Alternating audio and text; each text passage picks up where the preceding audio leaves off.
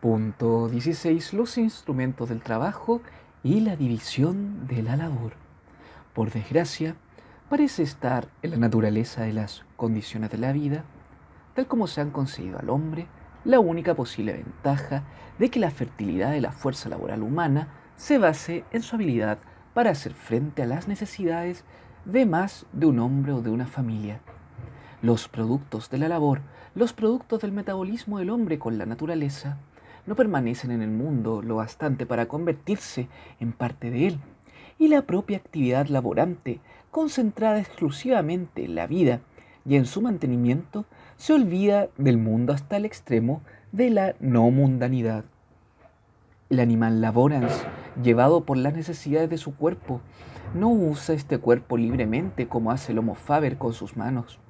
Sus herramientas primordiales, motivo por el que Platón decía que los laborantes y los esclavos no solo estaban atados a la necesidad e incapacitados para la libertad, sino que tampoco podían dominar a la parte, entre comillas, animal de ellos.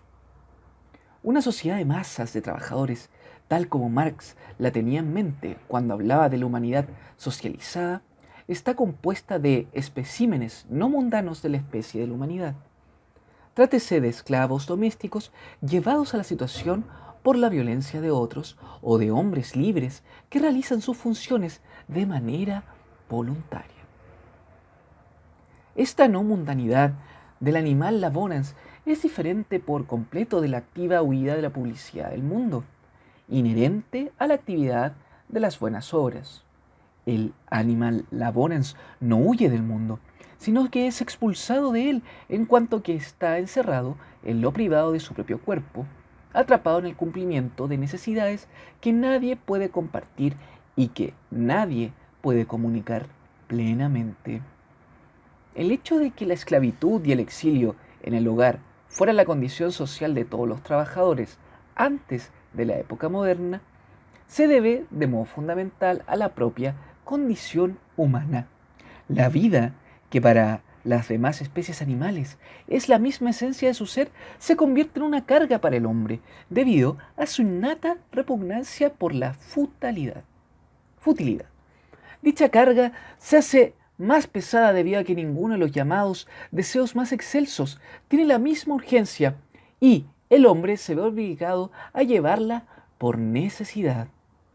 La esclavitud se convirtió en la condición social de las clases laborales porque se le consideraba como la condición natural de la vida misma. Omnis vita servitium est.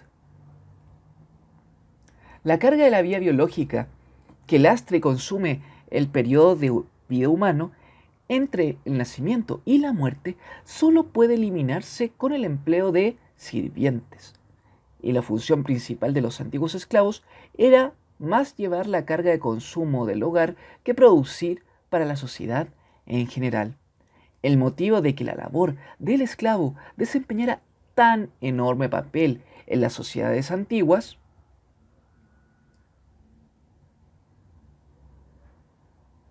y de que su improductividad y carácter antieconómico no se descubriera radica en que las antiguas ciudades-estado eran principalmente centros de consumo. El precio pagado por liberar a la carga de la vida de los hombres de los ciudadanos era enorme y en modo alguno consistía solo en la violenta injusticia de obligar a una parte de la humanidad a adentrarse en las tinieblas del dolor y de la necesidad. Puesto que estas tinieblas son naturales, inherentes a la condición humana, solo el acto violento, cuando un grupo de hombres intenta librarse de los grilletes sujetando a todos los demás al dolor y a la necesidad, es propio del hombre. El precio exigido para liberarse por completo de la necesidad es, en un sentido, la propia vida, o más bien la institución de la vida real, por la sufrida por otros. Bajo las condiciones de la esclavitud, el gran de la tierra podía incluso usar los sentidos de otros, podía ver y oír mediante sus esclavos, como decía Heródoto. En su nivel más elemental, la fatiga y molestia de obtener y el placer de incorporar las necesidades de la vida están tan estrechamente unidos en el ciclo biológico de la vida, cuyo repetido ritmo condiciona la vida humana en su único y lineal movimiento, que la perfecta eliminación del dolor y del esfuerzo laboral no solo quitaría a la vida biológica sus más naturales placeres, sino que le arrebataría su misma viveza y vitalidad. La condición humana es tal que el dolor y el esfuerzo no son meros síntomas que se pueden suprimir sin cambiar la propia vida. Son más bien los modos en que la vida, junto con la necesidad a la que se encuentra ligada, se deja sentir. Para los mortales, la vida fácil de los dioses sería una vida sin vida, porque nuestra confianza en la realidad de la vida y en la realidad del mundo no es la misma. La segunda procede fundamentalmente del carácter permanente y duradero del mundo, que es muy superior de la vida mortal. Si uno supiera que el mundo iba a terminar con la muerte, o poco después de morir uno, el mundo perdería toda su realidad, como la perdió para los primeros cristianos, mientras estuvieron convencidos del inmediato cumplimiento de sus expectativas escatológicas. Por el contrario, la confianza en la realidad de la vida depende casi de modo exclusivo de la intensidad con que se sienta la vida, de la fuerza con que ésta se deje sentir. Dicha intensidad es tan grande y su fuerza tan elemental que siempre que prevalece, tanto en la felicidad como en el pesar, oscurece la restante realidad del mundo. Se ha observado con frecuencia que la vida del rico pierde en vitalidad en proximidad a las buenas cosas de la naturaleza, lo que gana en refinamiento, en sensibilidad con respecto a las cosas hermosas del mundo. El hecho es que la capacidad humana para la vida en el mundo lleva siempre consigo una habilidad para trascender y para alienarse de los procesos de la vida, mientras que la vitalidad y viveza solo pueden conservarse en la medida en que el hombre esté dispuesto a tomar sobre sí la carga, fatiga y molestia de la vida. Es cierto que el enorme progreso de nuestros instrumentos de labor, los mudos robots con que el Homo Faber va en ayuda del Animal Laborans, a diferencia de los instrumentos humanos y vocales, los instrumentum vocale, como se llamaba a los esclavos en los antiguos hogares, a quienes el hombre de acción tenía que dominar y oprimir cuando quería liberar al Animal Laborans de su servidumbre. Han hecho más fácil y menos penosa la doble labor de la vida, el esfuerzo para su mantenimiento y el dolor del nacimiento. Naturalmente, esto no ha eliminado el apremio de la actividad laboral o la condición de estar sujeto a las necesidades de la vida humana. Pero a diferencia de la sociedad esclavista, donde la maldición de la necesidad seguía siendo una vívida realidad, debido a que la vida de un esclavo atestiguaba a diario que la vida es esclavitud, esta condición ya no está plenamente manifiesta y su no apariencia la ha hecho más difícil de observar y recordar. El peligro es claro. El hombre no puede ser libre si no sabe que está sujeto a la necesidad, debido a que gana siempre su libertad con sus intentos, nunca logrados por entero, de liberarse de la necesidad. Y si bien puede ser cierto que su impulso más fuerte hacia esa liberación procede de su repugnancia por la futilidad, también es posible que el impulso pueda debilitarse si esta futilidad se muestra más fácil, requiere menos esfuerzo. Porque es muy probable que los enormes cambios de la revolución industrial y los aún mayores de la revolución atómica seguirán siendo cambios para el mundo y no para la básica condición de la vida humana en la Tierra. Los utensilios, instrumentos que facilitan de modo considerable el esfuerzo de la labor no son en sí mismos producto de la labor, sino del trabajo. No pertenecen al proceso del consumo, sino que son parte y parcela del mundo de los objetos usados. Su papel, dejando aparte su importancia en la labor de una determinada civilización, nunca puede ser tan fundamental como el de los útiles de toda clase de trabajo. ningún trabajo puede realizarse sin útiles, y el nacimiento del Homo faber y de un mundo de cosas hechos por el hombre son contemporáneos del descubrimiento de los útiles e instrumentos. Desde el punto de vista de la labor, los útiles fortalecen y multiplican la fuerza humana hasta el punto de casi reemplazarla, como en todos los casos en que las fuerzas naturales, la domesticación de animales o la energía hidráulica o la electricidad, y no las simples cosas materiales, caen bajo el dominio humano.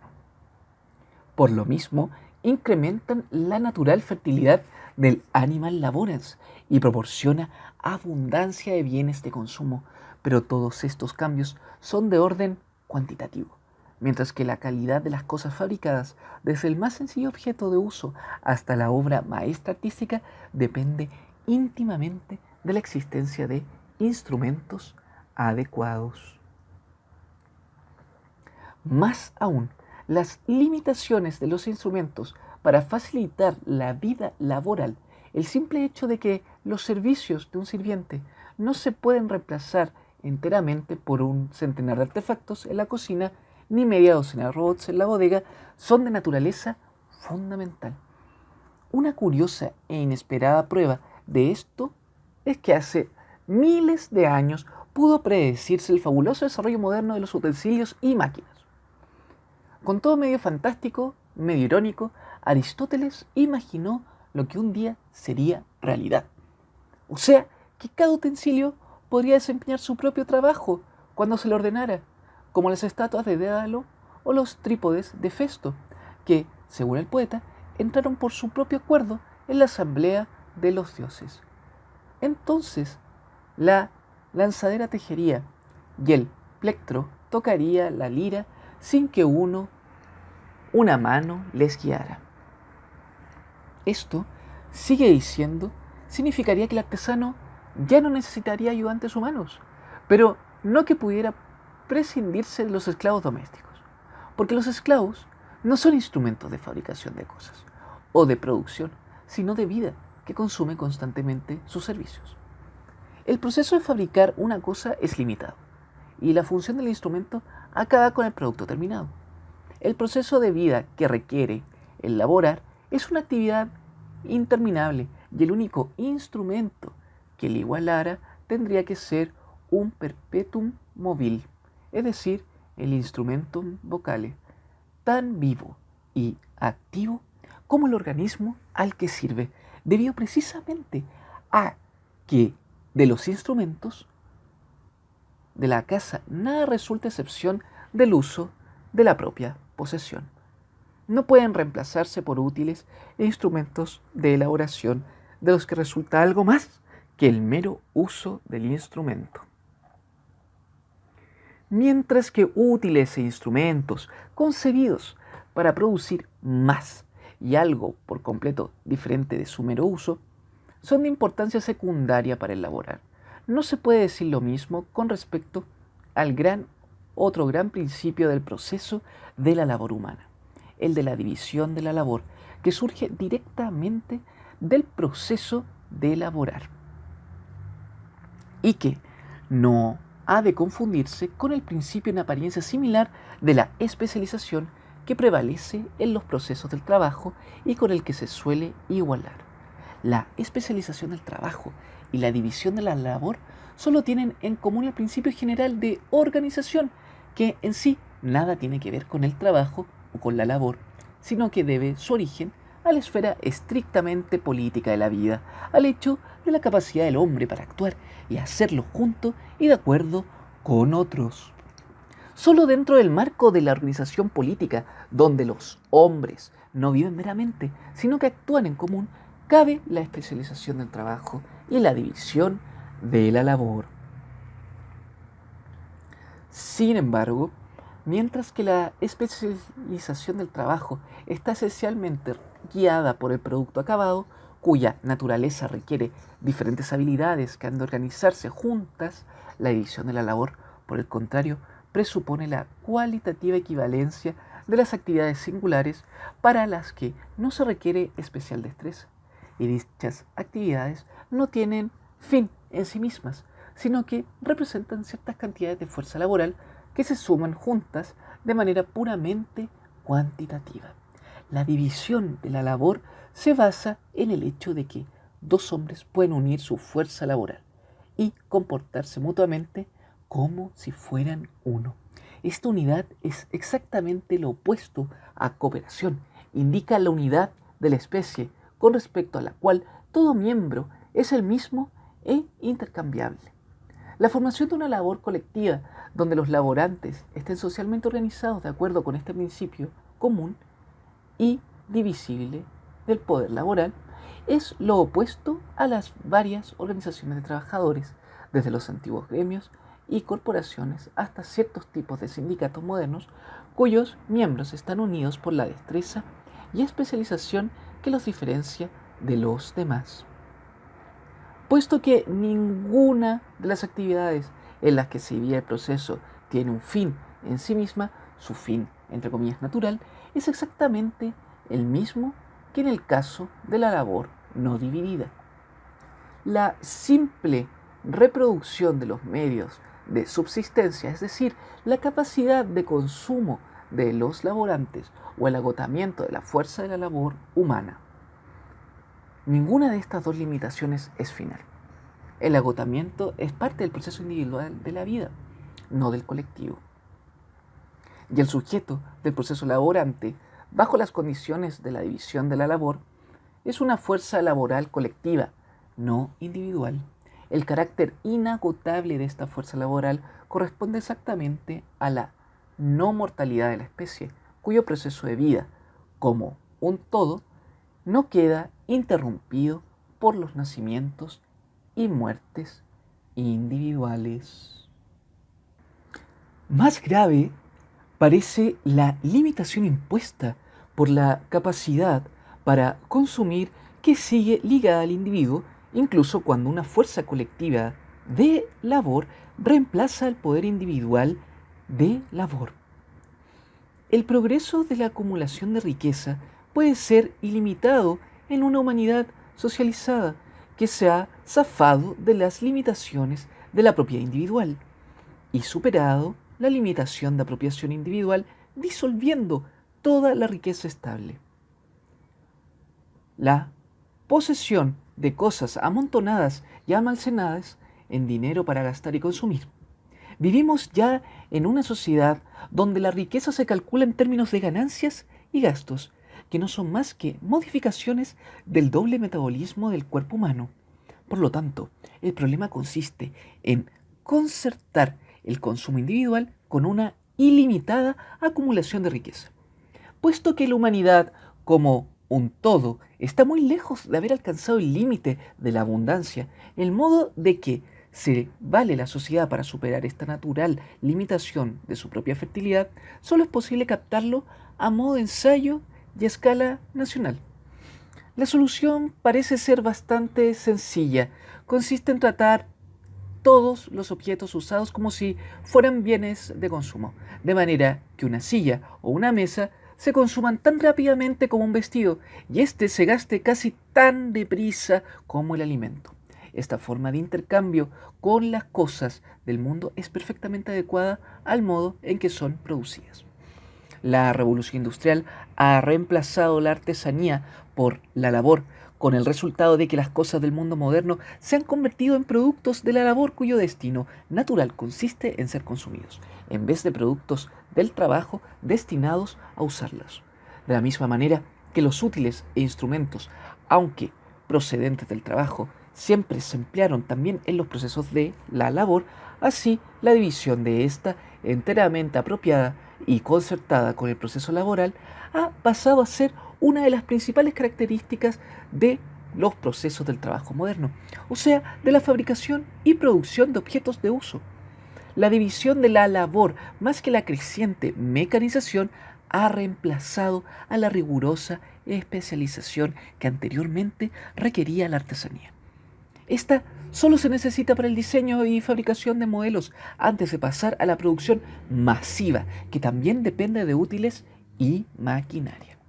Pero, además, la producción masiva sería imposible sin reemplazar a los trabajadores y a la especialización por laborantes y la división de la labor. Útiles e instrumentos disminuyen el dolor y el esfuerzo y, por lo tanto, modifican las maneras en que la urgente necesidad inherente a la labor se manifestó anteriormente. No cambian la necesidad, únicamente sirven para ocultarla de nuestros sentidos. Algo similar puede decirse de los productos de la labor, que no se hacen más duraderos con la abundancia. El caso es distinto por completo en la correspondiente transformación moderna del proceso del trabajo por la introducción del principio de la división de la labor. Ahí, la misma naturaleza del trabajo queda modificada y el proceso de producción, aunque en modo alguno produce objetos para el consumo, asume el carácter de labor. Aunque las máquinas nos han obligado a un ritmo de repetición infinitamente más rápido que el prescrito ciclo de los procesos naturales, y esta aceleración específicamente moderna es, por desgracia, apta para hacernos despreciar el carácter repetitivo de toda labor, la repetición y la interminabilidad del proceso ponen una inconfundible marca de labor. Esto es incluso más evidente en los objetos de uso producidos por estas técnicas de labor. Su misma abundancia los transforma en bienes de consumo. La interminabilidad del proceso laborante está garantizada por las siempre repetidas necesidades de consumo. La interminabilidad de la producción solo puede asegurarse si sus productos pierden su carácter de uso y cada vez se hacen más objetos de consumo, o bien si, para decirlo de otro modo, la proporción de uso queda tan tremendamente acelerada que la objetiva diferencia entre uso y consumo, entre la relativa duración de los objetos de uso y el rápido ir y venir de los bienes de consumo, disminuye hasta la insignificancia.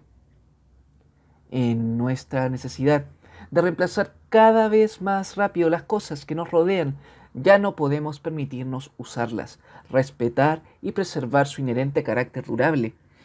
Debemos consumir, devorar, por así decirlo, nuestras casas, muebles y coches, como si fueran, entre comillas, las buenas cosas de la naturaleza, que se estropean inútilmente si no se llevan con la máxima rapidez al interminable ciclo del metabolismo del hombre con la naturaleza.